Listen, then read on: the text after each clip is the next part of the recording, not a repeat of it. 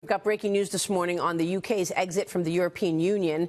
Fox Business Network's Ashley Webster is live in London right now on the ground with some big news. Ashley.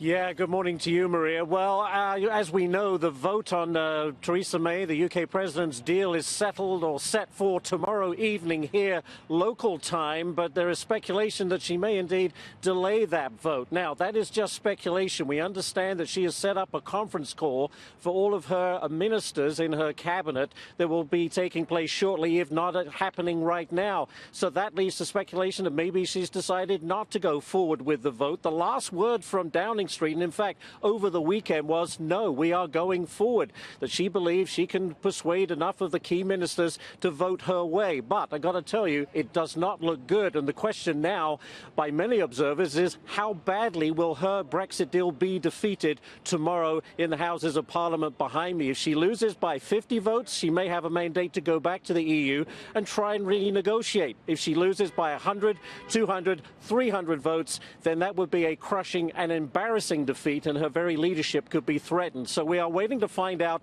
what this conference call may be about. Has Mrs. May decided she can't win, and maybe she goes back to the EU and tries to renegotiate? But Maria, up until now, the EU has been very, very direct with its response to that, saying the deal we gave you is the deal we gave you. So a lot of drama. This is a key week for Theresa May, a week, in fact, where she, or indeed her government, could fall. But we're covering it every step of the way.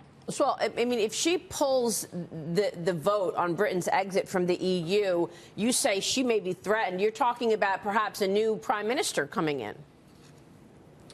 Quite possibly, she could face, if she has a terrible defeat in Parliament tomorrow, which by all accounts it appears that will be the case, she could face a vote of confidence on two fronts. One from her own Conservative Party, who may call for a vote of confidence to have her replaced by another Conservative, or indeed the opposition Labour Party led by Jeremy Corbyn. They could call for a vote of confidence in her government, and if they win that, in other words, she doesn't have the confidence, Labour would then try to get a government together to take over the ruling of this country. If they fail to do that, then we're facing a general election early next year, and the whole issue of Brexit remains very, very much up in the air. So a lot could happen. No one knows how this is going to play out. But I have a feeling, Maria, with each passing hour, there's going to be new headlines, new developments. But as it stands, we are still looking to have that vote in the House of Commons behind me sometime tomorrow evening, UK time. And this after top EU court ruled that the UK can unilaterally revoke the Brexit Article 50, Ashley. Government responded immediately that it has no intention of doing so. But this is all very, very much up in the air, isn't it? It really is, and that ruling by the European Court of Justice was interesting because the UK government had campaigned against it, saying there is no reason for us to revoke it. We voted to go out, and that's what we plan to do. But I should point out that the 27 members of the EU also campaigned against it because they believe if you allow a country to say I'm leaving and then change your mind, it could be used as a bargaining tool by other countries to try and win some concessions when they're dealings with Brussels. No one is happy with it, but it does give those members of Parliament another option to consider if that vote goes down tomorrow. In other words, could they decide maybe we should forget the whole thing and stay in the EU? If that happens, I think there's going to be a lot of unrest on the streets. Ashley, good morning. Our time, Mitch Rochelle. One of the things that's interesting, while you were speaking and this unconfirmed story broke, the FTSE has turned from red to green. And I wondered your perspective on how the markets there anticipate what could happen in the days to come and what they're really rooting for. Well, that's a very good question. I think the markets, to be honest with you, would love no Brexit. In fact, if you look at the pound to the dollar conversion rate, on the top end, you could be up to $1.40 to the pound if Britain just threw it all out the window and say we're staying. On the other end, if Britain crashes out with no deal next March, then the prediction is that the dollar will fall to, or the pound will fall to $1.10. Listen, the markets want stability. The most stable thing that could happen would be for the UK to say, you know what, it's just too difficult, we'll stay in the EU. I got to tell you, that's not going to happen. So the markets now will try and figure out, well, what are the terms of Britain's exit? If they do leave with no deal next March, that will be very negative for the markets because no one knows how that's going to play out. And there's been all sorts of predictions, a lot of scaremongering, frankly, about how airports will be impacted, how the ports will be impacted, how food shortages, medicine shortages, all this being predicted if Britain crashes out next March. Some say, no, don't get silly. Something will be worked out. But from a market's perspective, if this deal is voted down, it's positive for the markets because they believe maybe a more stable solution will be found. Ashley, it's Dagan. Has there been any, we talk about the markets, and you were talking about the economic impact next year. But what about right now? Are you seeing the economy being hurt by the uncertainty in Britain? I guess people are looking across the English Channel at France in the United Kingdom and saying, hey, at least we're not the French.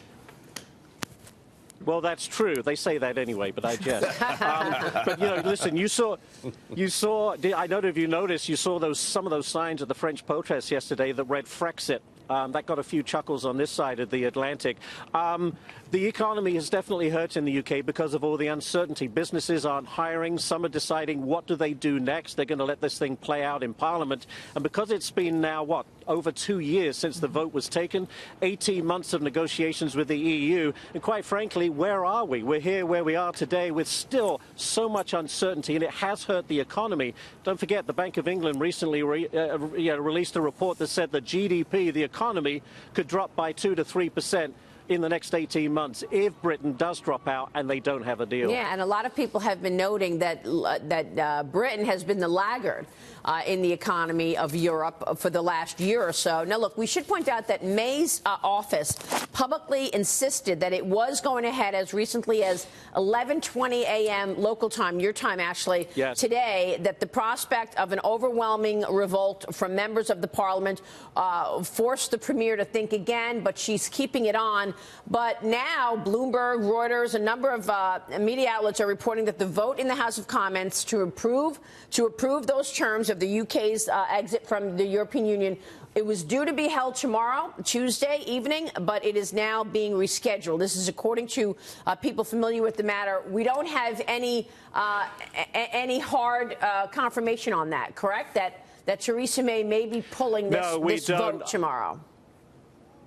I would anticipate, Maria, that maybe we'll get some sort of official statement from 10 Downing Street, Theresa May's home right now, if indeed that is the fact. But that call for the delay has been growing louder and louder. As one minister said, would you speed towards a brick wall? You know you're not going anywhere. All you're going to get out of it is a very humiliating defeat. Try to go back to the EU and try and work out, get a few concessions, and bring back a deal to Parliament that more people can get behind. I do think it's a risky thing because, I got to be honest, the EU has the upper hand. They're not very motivated to make it a sweeter deal at all. All right. Well, we know that she called this emergency cabinet meeting, so we'll be watching that for any developments. Ashley, you're on the ground. We're going to be coming back to you shortly to get the very latest out of Britain. Okay. Thanks so much.